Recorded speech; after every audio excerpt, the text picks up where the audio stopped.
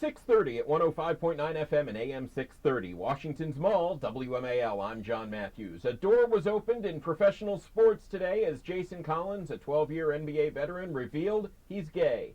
My name's John Matthews. I'm the managing editor of the newsroom at WMAL, and I've been here for almost 31 years. Well, I came here to WMAL as an intern in the fall of 1982. The Redskins were on WMAL.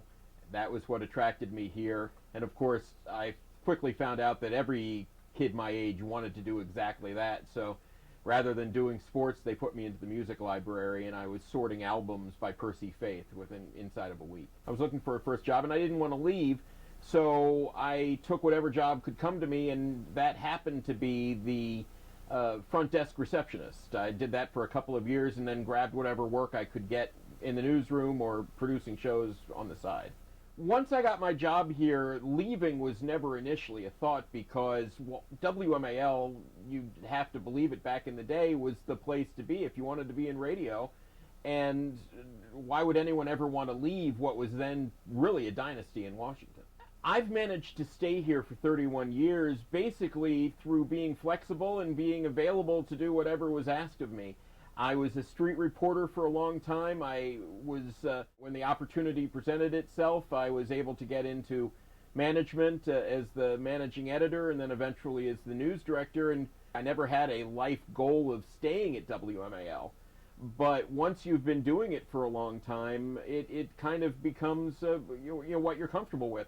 Honestly, I am not sure that I know how to do anything else. Somebody saw some talent in me, and once I was given that opportunity, I ran with it and ended up being a street reporter for a decade. I've seen a lot of changes at WMAL over the past 31 years. We got Rush Limbaugh here in 1989. That kind of changed the face of the business, and it's changed many times since then, to be honest.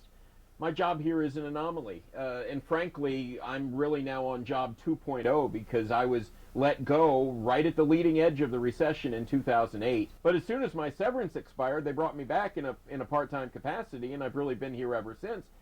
I am now the website manager for WMAL. My title is different. I'm the managing editor, which is really kind of the same as being the news director, but it pays less. The interesting thing is that I've had to develop new skills. I've always been a pretty good speller, so I was able to spell pretty well when I've had to write stories in text.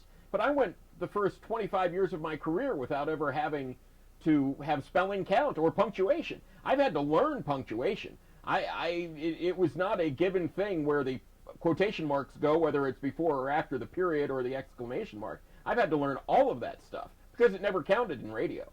If I had things to do over again, I think I would have taken my show on the road at least a couple of times and tried out some other places and learned some other things from other people. I think it would have made me more valuable. I think it would have been a more lucrative move for me if I had it to do all over again. But I say that as a person without regret. I have no regret about being here now, and if this is the only job I have the rest of my career, I'll be happy with that.